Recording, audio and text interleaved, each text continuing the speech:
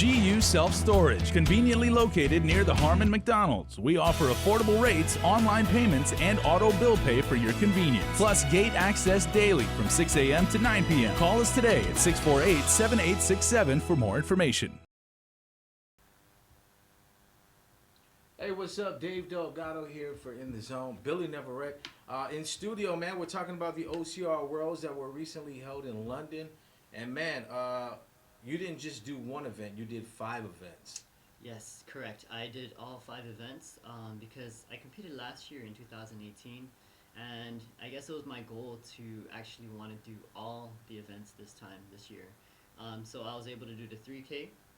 The 15 kilometers, the 100-meter dash or sprint, the 7K, as well as the team relay. And this is over a span of how many days? This is over a span of 3 days, October 11, 12, and 13.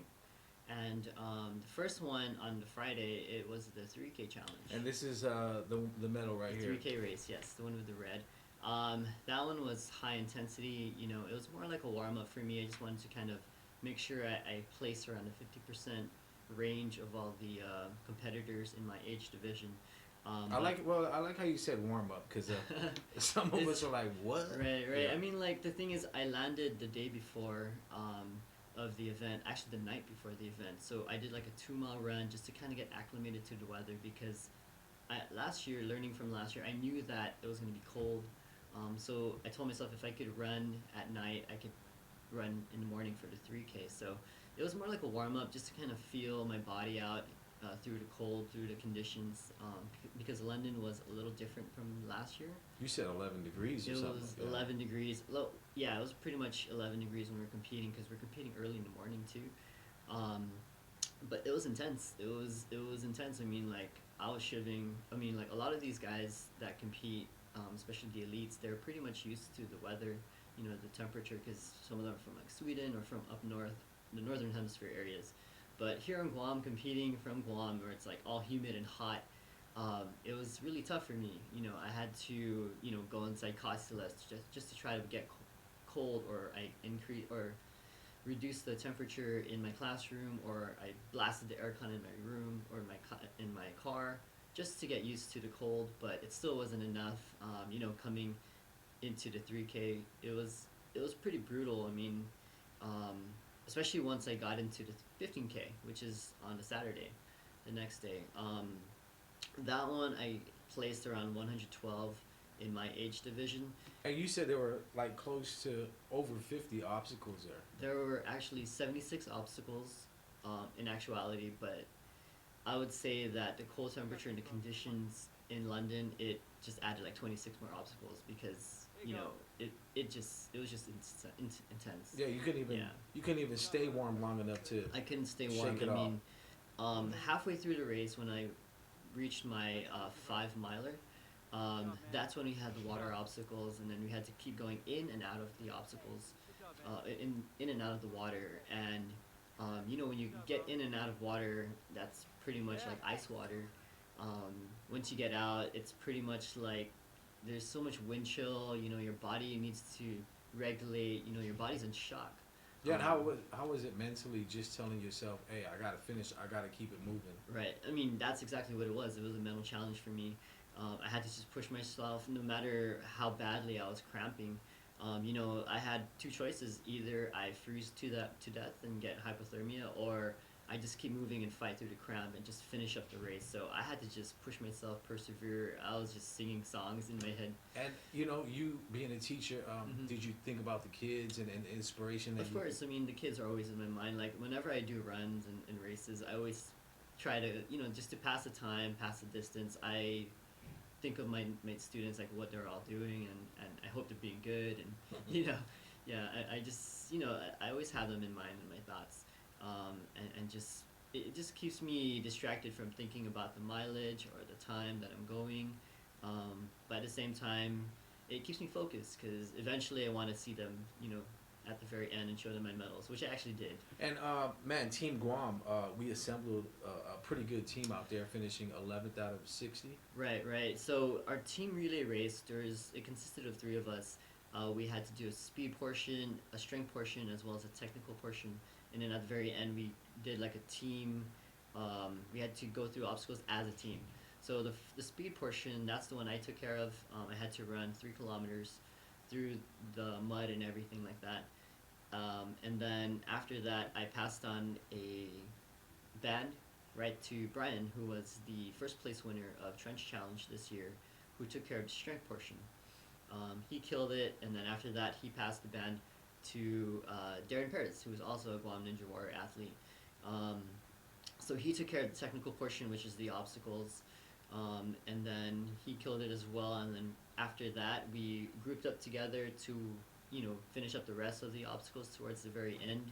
And then at the very end, there's a slip wall that we have to climb without any ropes. So we pretty much build a human tower to climb up. Brian boosted me up to get up to the very top. I had to pull up Darren. I had to pull up Brian. We just worked together to try to, make it through and finish at the end. And that's a big accomplishment. You're talking about pro athletes from all over the world, and finishing Right. 11 out of 60 teams is pretty remarkable. Right. I mean, it was an honor. I mean, like, I got to be at the starting line with, top name athletes like Ryan Atkins, who's like one of the top notch Spartan athletes in the world. And it was just an honor and a privilege to be able to represent Guam. You should have just sprinted right by him and say, "Hey, I beat him for like 5 steps." I tried. I tried to pace at his pace, but he was too fast for me. It's crazy. And looking at the pictures and the videos, man, the camaraderie in an event like this, it's really something to look forward to, because Right. everybody's cheering one another on. Right. I mean, it's like it's a sport like no other. I mean, everyone's there to compete against each other, but we're always looking after each other. There's some parts of the race where I needed some help, like a little boost to get out of a trench, and then some guy behind me just pushed me up and just helped me to get through. And people like that, it just shows that, it's a sport, but the spirit of OCR, it's so positive, and I encourage a lot of people to, check it out one day. Hopefully, make it out to the OCRWC next year.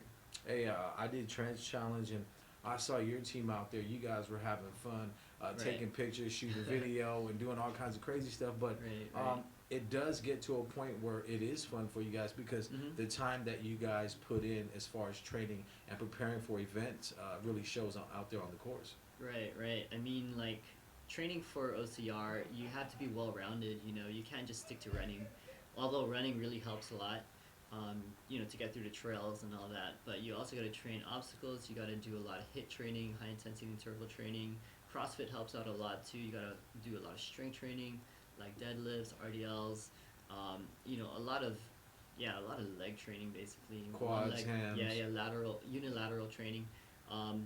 But I really enjoy OCR because it's a different challenge. I mean, like, I've done Ninja Warrior, and just comparing the two, Ninja Warrior and OCR, it's a little different. I mean, OCR, it really tests your mental ability to endure a longer distance type of race. I mean, Ninja Warrior it's pretty much the same, but it's more of a TV show. Time. Yeah. Let's talk about the white medal right here, the white and silver. Right. So this one here, this is the 7K charity run race. This one was just more for fun. It was more of my cool down after all the 3 races that I got to do. And I got to actually run this with the director and coordinator of Trench Challenge, Tom Akigami. We were just doing it for fun, just to play with the obstacles and just kind of cool down and just, I guess, earn the medal and everything. So. And looking back at the OCR Worlds in London, what are some of the events that you're really looking forward to at hopefully qualifying for next year's Trench Challenge, so you can go out and really dominate that course? Right. Well, next year it's going to be a little bit different. It's not going to be in London this time. It's going to be at Stratton Mountain, Vermont, which is basically uphill. It's a really huge climb. So I'm planning to do all the races again, all the events again. But the one that I want to get this time or join in is the 100-meter sprint. I actually competed in that one as well, but I wasn't able to place. The thing is, you need to be a top 10 to earn a medal for the 100-meter dash or the sprint. So next year I'm hoping to do that and compete again and hopefully make it a little further and faster this time. Now let's talk about the bands. Right. You said that's for completing some obstacles. Yes, these are the completion bands. So You know, the 3K. This is the 3K band. If you complete all the obstacles for each race, you pretty much get a completion band at the very end. So you wear a temporary band on your wrist throughout the race, and then they cut it off. But at the very end, they check if you got it still, and then they give you a completion band.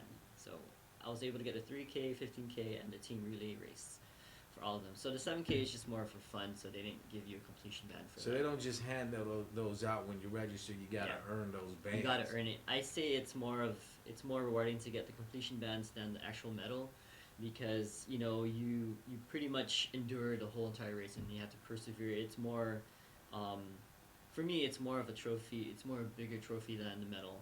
I mean, the medal's more like the cherry on top. And were you able to meet some contacts and meet some of the other OCR athletes worldwide? Actually, yes, I was able to meet two of my favorite OCR athletes or Spartan racers. I met Lindsay Webster, who is the wife of Ryan Atkins, and she's always at the top of the Spartan races. I also got to meet Nicole Miracle, she won the Spartan Race World Championships in Lake Tahoe. She was the first place champion, and you know it was really an honor to meet up with her. And I also met her boyfriend, Aaron Newell, and we actually did an obstacle together. And it was very it was an honorable and humbling experience to actually meet them and talk to them and just they were asking me how the race went, and it was really intense, knowing how they did as well on the course, because they told me, because one of them actually got injured, and it just shows that the obstacles are no joke. It gets the best of us no matter how good we are. It's always good to stay humble for these obstacle races, and I just love just how down to earth Nicole and Lindsay were with me, and I hope to see them again. All right, well, good luck in the future.